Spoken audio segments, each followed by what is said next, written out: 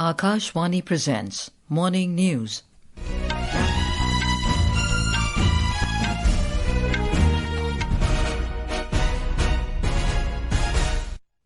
Good morning, I'm Anuja Kumar. The headlines. Prime Minister Narendra Modi says Pragati helped the fast-track projects worth over 85 lakh crore rupees during past 10 years. Election Commission rejects all allegations made in police complaints against poll officials in connection with ongoing SIR exercise in West Bengal.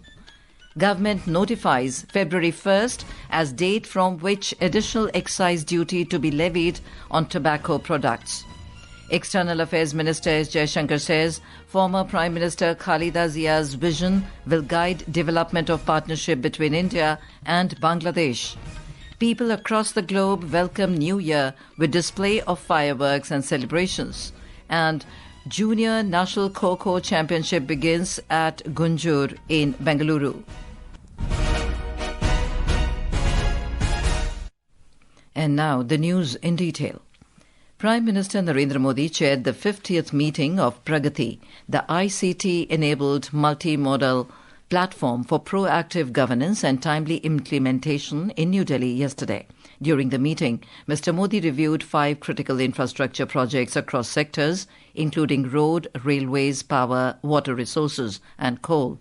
These projects span 5 states with a cumulative cost of more than 40,000 crore rupees. The Prime Minister said that in last decade, Pragati-led ecosystem has helped accelerate projects worth more than 85 lakh crore rupees. More details in this report. Since 2014, 377 projects have been reviewed under Pragati. Across these projects, 2,958 out of 3,162 identified issues have been resolved, which is around 94%. This initiative has significantly reduced delays, cost overruns, and coordination failures.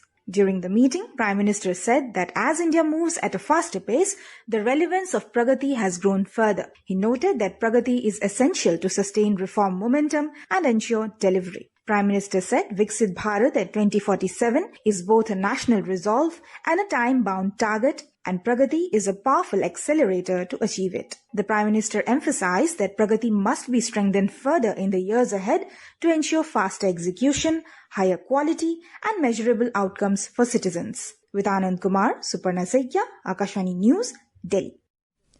The Election Commission has issued a strong rebuttal following the filing of 2 police complaints against the Chief Election Commissioner and the Chief Electoral Officer of West Bengal regarding the SIR process.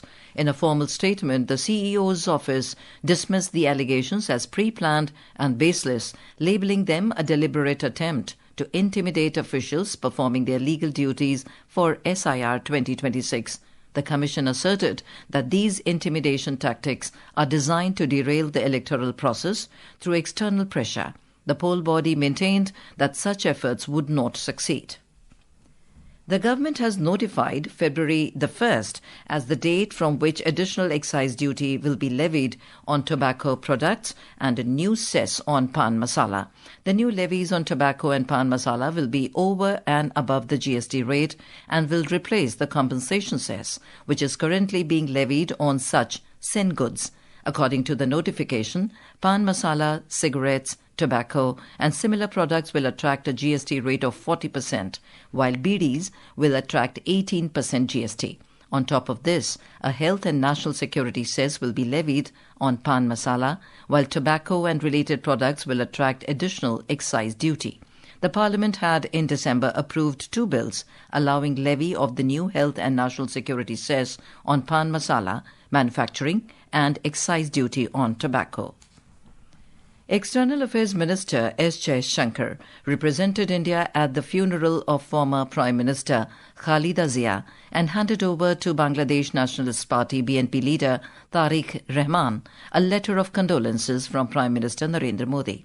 In his meeting with Mr. Rahman, Dr. Jaishankar expressed confidence that Zia's vision and values will guide the development and partnership between the 2 nations. Mr. Rahman, currently serving as the acting chairman of BNP, is the eldest son of Khalida Zia. She died in Dhaka on Tuesday following a prolonged illness. In his letter, Mr. Modi warmly recalled his meeting and discussions with Khalida Zia during his visit to Dhaka in June 2015, adding she was a leader of rare resolve and conviction. This is Akashvani giving you the news. For quick news updates round the clock, follow us on our X handle at AIR News Alerts. And for details of these stories and more, log on to our website www.newsonair.gov.in and download the News on AIR app. People across India welcomed the New Year 2026 with enthusiasm, prayers and public gatherings. A report.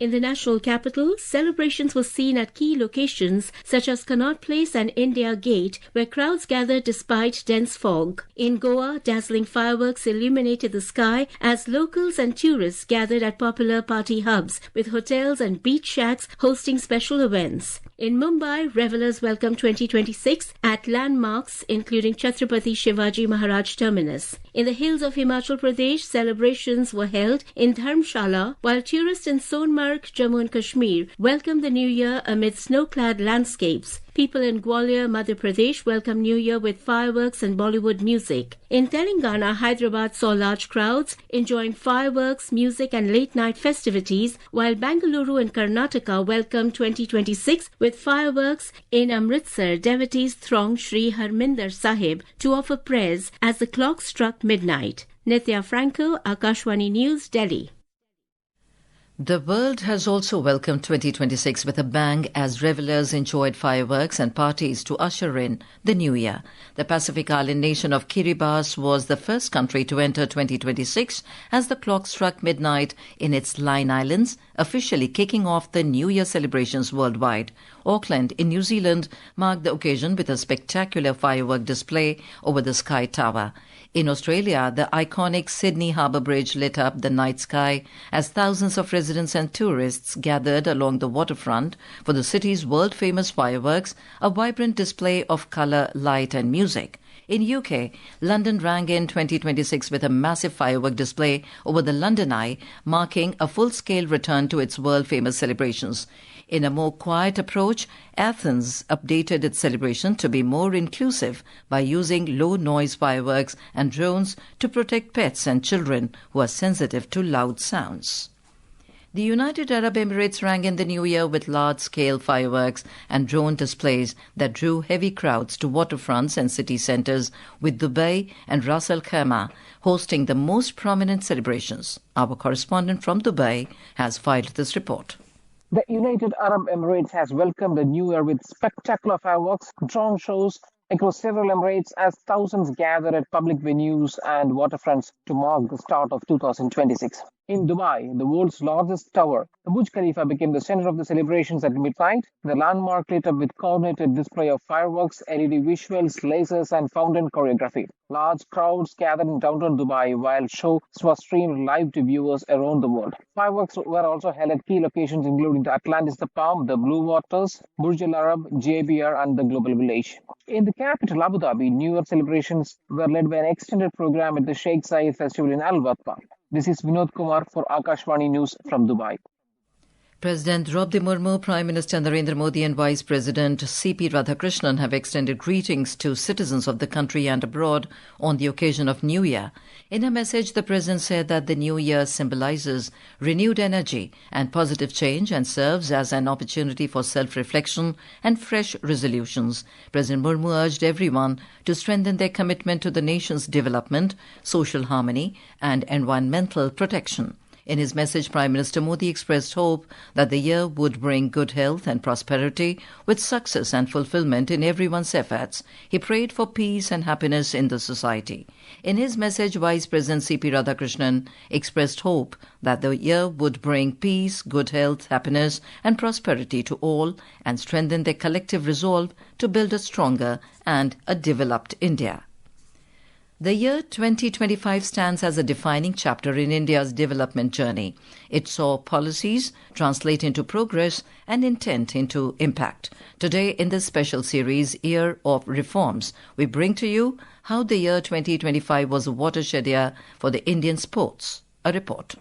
The year 2025 emerged as a landmark year for Indian sports, a period defined not just by an unprecedented haul of international medals, but by the tangible success of a systemic overhaul in the nation's approach to athletics. In the financial year 2025-2026, government made a record allocation of over 3,700 crore rupees to the Ministry of Youth Affairs and Sports, reflecting its commitment to position sports as a cornerstone of youth empowerment and national aspiration. In 2025, Union Cabinet approved the National Sports Policy, which laid out a bold roadmap to transform India into a global sporting powerhouse. This reform momentum was further strengthened with the enactment of National Sports Governance Act 2025. Under the Act, sports bodies are required to adopt a safe sports policy safeguarding women, minor athletes and other vulnerable persons alongside a code of ethics aligned with international norms. Prime Minister Narendra Modi has said, "Today, opportunities in sports are unlimited." He said, under the government, an ecosystem has been created in which even a child from the poorest of poor families can now reach the pinnacle at a young age in sports with their talent. आज खेलों में अवसर सीमित नहीं, असीमित अवसर है। आज देश में एक ऐसा इकोसिस्टम बना है जहां खिलाड़ियों का सिलेक्शन पहुंच के आधार पर नहीं, परिचय के आधार पर नहीं, पहचान के आधार पर नहीं, आज खेल को मैदान से लेकर के बाहर देखना हो का प्रतिभा के आधार पर होता है। प्रतिभा को महत्व दिया जाता है। The year 2025 witnessed record-breaking achievements in sports across various fields and disciplines as athletes delivered significant performances. India scripted history by winning the country's first ever squash World Cup title. In cricket, Indian men's cricket team won ICC Champions Trophy and the Indian women's blind cricket team clinched their first ever T20 World Cup. In the month of November, India concluded their debut campaign at the World Boxing Cup finals with a stunning haul of 9 gold medals. India delivered its best ever performance, winning 48 medals and finishing 6th among 45 nations at the Asian Youth Games. Indian players including Sheetal Devi, Satvik Sairaj Ranki Reddy, Chirag Shetty, Divya Deshmukh and Neeraj Chopra displayed exceptional performance at the world level in their respective fields. In 2025, Indian women's Coco team won the first ever Coco World Cup, remaining undefeated throughout the tournament. The nation's growing organizational and infrastructural capabilities also reflects in it securing the hosting rights for the 2030 Commonwealth Games with Ahmedabad as their host city. The year 2025 saw several groundbreaking initiatives for the athletes, reflecting the nation's commitment to fostering sporting excellence and inspiring future generations. With Rishu Jaiswal, Aman Yadav, Akashvani News, Delhi.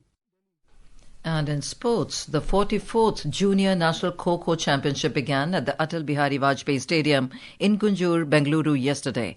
Around 1,000 young athletes from states and union territories across India are competing in boys and girls categories. Nearly 40 matches were played on the opening day. The tournament follows a league-cum knockout format with semi-finals on the 3rd of January and finals on 4th January. And now for a look at today's newspapers, it's over to Subhadra Ramachandran. Thank you, Anuja. It was a chilling climax to 2025 as Delhi sees coldest December day in 6 years, reports Hindustan Times.